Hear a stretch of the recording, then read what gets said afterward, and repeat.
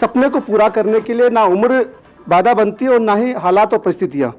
कुछ इसी तरह का कर दिखाया राजस्थान की प्रिया सिंह ने। पहले ही राजस्थान में पहली महिला बॉडी बिल्डर होने का खिताब इनके पास था। इसके अलावा एक के बाद एक लगातार 3 बार इन्होंने राजस्थान में रिप्रेजेंट करते हुए जीत हासिल की थी। लेकिन अब इन्होंने राजस्थान में नहीं बल्कि भारत के बाहर जाकर अंतर्राष्ट्रीय लेवल पर इंडिया का नाम रोशन किया है। थाईलैंड में 39वीं अंतर्राष्ट्रीय बॉडी बिल्डिंग प्रतियोगिता में अपने गोल्ड जीता है। प्रिया सिंह हमारे साथ है, इनसे बात करते हैं और समझते हैं कि किस तरीके से आपका सफर रहा। और प्रिया, जर्नी हमने काफ़ी सुनी है, आपसे कई बार बात की, उस पर बात करें। सबसे पहले तो आपको बधाई ईटीवी भारत की तरफ से। बहुत बहुत धन्यवाद सर। आप थाईलैंड गए, एक बीकानेर की लड़की गांव देहात में रहने वाली थाईलैंड तक चली जाती है। किस तरह का सफ़र देखते हैं और किस तरह से आप अपने आप को ऑब्जर्व करते हैं?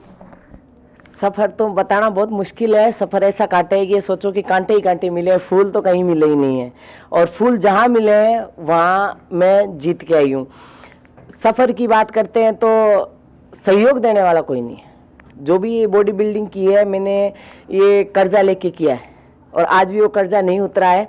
और इंटरनेशनल रिप्रेजेंट किया था तब भी मैंने लाखों का कर्जा लिया था, क्योंकि आपको ये पता है कि इंटरनेशनल जाने के लिए लाखों रुपए लगते हैं। और हर एथलीट का, हर स्पोर्ट्स पर्सन का सपना होता है कि वो इंटरनेशनल जाए और अपने इंडिया को, अपने स्टेट को रिप्रेजेंट करे और गोल्ड मेडल लाए। तो आपने कौन सी कंपटीशन में भाग लिया और किस तरह से आप गए यहाँ से?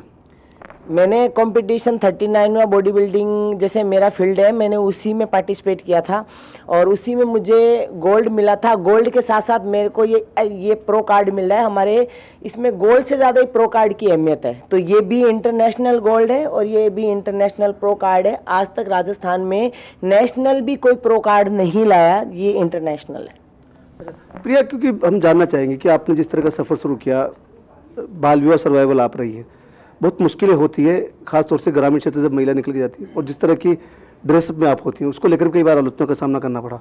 हाँ, जब ये मेरा मतलब राजस्थानी कॉस्ट्यूम तो देखो अपनी परंपरा है, और परंपरा से मैं भागती भी नहीं हूँ और किसी को भागना भी नहीं चाहिए। वो अपना कल्चर है और बिकनी मेरा कॉस्ट्यूम है, और बिकनी होने की वजह से ये तो गेम है। अब इसमें गेम में जैसे पुलिस वाला है तो वर्दी तो पहनेगा, डॉक्टर है तो वो अपना वर्दी तो पहनेगा। अब पुलिस वाली चौराहे पे खड़ी है तो वो ससुर को देख के वो घूंघट थोड़ी निकालेगी, वो तो अपना फर्ज अदा कर रही है। उसी तरह मैं स्पोर्ट्स पर्सन हूँ, मुझे तो मेरा गेम की तरफ फोकस है, तो मुझे तो बिकनी पहनना ही था।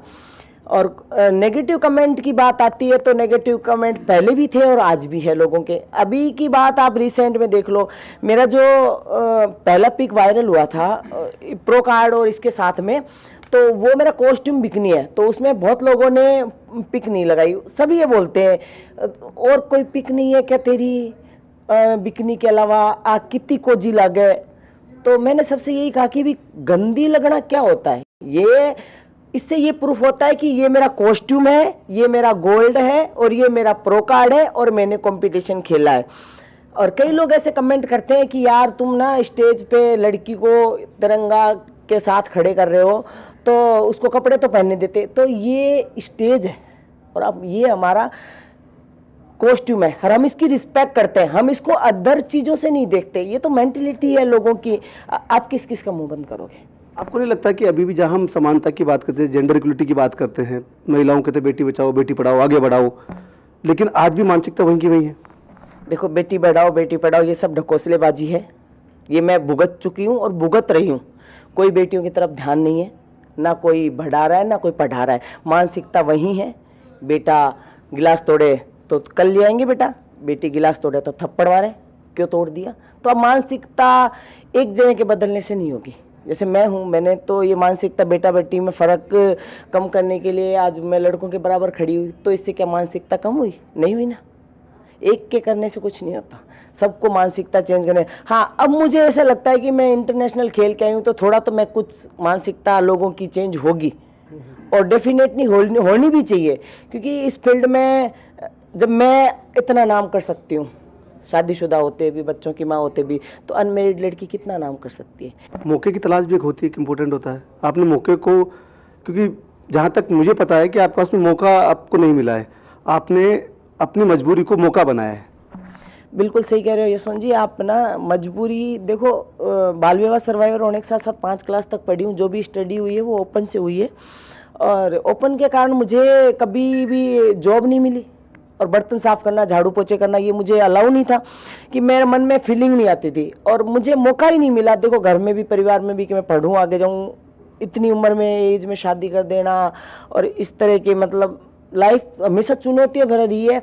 तो जिम में जॉब करती थी, जिम जॉब करते करते मुझे ये मौका मिला, तो मैं जिस चीज़ में अपने आप को अच्छा कर पाऊँ, मैंने वही फील्ड चुना, और इसी जुनून के साथ मैं आज वहाँ तक पहुँची हूँ। अच्छा प्रिया, क्योंकि जब आप जीत कर आए हैं तो एक सपना होता है कि हर खिलाड़ी का, कि जब वो जीत कर अपने इंडिया में वापस आए तो कम से कम वहाँ की जो सरकार है, वहाँ के जो लोग हैं, वो उसका स्वागत करे, उसको मान सम्मान दे। मन में टीस तो है कहीं ना, कि सरकार की तरफ से वो नहीं मिला सम्मान, और कुछ मिले नहीं मिले, लेकिन कम से कम मान सम्मान तो बनता है, क्योंकि राजस्थान के लोग हैं तो मान सम्मान के सबसे ज़्यादा भूखे हैं। देखो यशवंत जी, क्या होता है कि हम देखते हैं ना अपना अलग जगह, जब कोई भी नेशनल में भी गोल्ड मार के आता है ना, तो वहाँ से लेके वहाँ तक इतनी गाड़ियाँ हो जाती हैं कि उसको ओपन में लाते हैं, तिरंगे के साथ लाते हैं। आप देखो मेरी फ़ोटो उठा के सब देखो, मैं भी इसी उम्मीद के साथ तिरंगा, गोल्ड मेडल, प्रो कार्ड लेके निकली थी। पर सामने मेरे भाई है, जैसे मेरा भाई है जिम वाला, और कुछ मम्मी पापा है, बहुत चंद लोग थे, उनको देख के फिर ऐसे मन में तो ऐसा हुआ कि यार मैं इंटरनेशनल गोल्ड लाई हूँ, और ये इतना फीका फीका सा, पर वो मन में है, किसी से कुछ नहीं कह सकते। और सरकार ने क्या किया क्या नहीं किया, तो देखो इससे मुझसे ज़्यादा आप जानते हो इस चीज़ के बारे में। आज ये टीस है ना, तो मुझसे ज़्यादा आपको लग रही होगी कि यार वो इतनी मेहनत से वहाँ पहुँची है। इस तरह का रुझान आपको कैसा लग रहा है, आप खुद बता दीजिए, मैं तो बाद में बताऊँगी। नहीं, तभी हमने ये सवाल किया आपसे। अच्छा प्रिया, आखिरी सवाल करूँगा आपको। अब क्या प्रिया का लक्ष्य है आगे, क्योंकि जिस तरीके से लोगों का रुझान है, सभी की नज़रें हैं प्रिया की तरफ, खासतौर से राजनीतिक पार्टियों की नज़रें हैं, अब प्रिया का क्या लक्ष्य है आगे, क्योंकि एक अंतर्राष्ट्रीय मेडल भी आपने जीत लिया? देखो मैं प्रिया तो अब नहीं रुकने वाली, वो ओलंपिया भी जाएगी, यूनिवर्स भी जाएगी, और राजनीतिक रुझाव तो देखो राजनीतिक है, मैं इसमें फंसना भी नहीं चाहती। मेरे लिए कांग्रेस पार्टी भी वही मायने रखती है, मेरे लिए आम आदमी भी वही मायने रखता है, मेरे लिए भारतीय जनता पार्टी भी वही मायने रखती है, मेरे लिए जो भी आ रहे हैं, मेरे लिए अभी सब मेरा अतिथि है, मेरा सम्मान कर रहे हैं, मेरे को बहुत अच्छा लग रहा है, और मैं किसी को राजनीति का नाम नहीं दूंगी।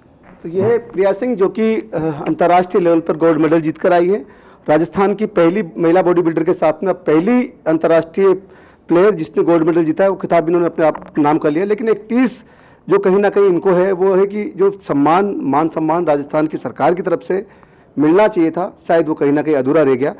ये इस टीस को लेकर है, भले प्रिया सिंह खुल के कुछ नहीं बोले, लेकिन इनकी आंखों में और उनकी जुबान पर साफ दिखता है। जरूरत है कि सरकार इस तरह के खिलाड़ियों को प्रोत्साहित करे, आगे बढ़ाए, ताकि और भी जो लड़कियां आज हमारे घरों में हैं, जो महिलाएं जो अपना सपना पूरा करने के लिए आगे नहीं बढ़ पा रही, वो इस तरह के माहौल को देखकर, इस तरह की प्रिया सिंह को देखकर प्रेरणा ले और आगे बढ़े। सहयोगी विजेंद्र के साथ जसवंत सिंह, ईटीवी भारत, जयपुर।